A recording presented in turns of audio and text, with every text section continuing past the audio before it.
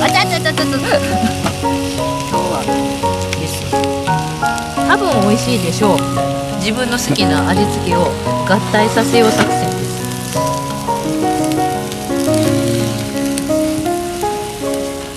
うまそう。はい。炒めたのをどんどん足していくぞっていう。きっと美味しいはずなんですよ。多分頭の中では出来上がってるんですけど。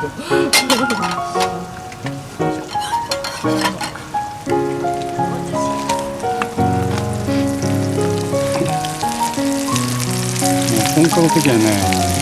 いやーもう悪天苦闘ですよ。ちゃんとできるのかと思いながら。炭が全然いかんし。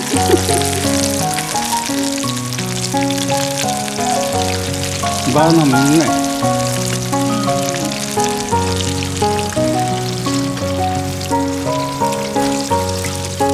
これはクッキーじゃなくて？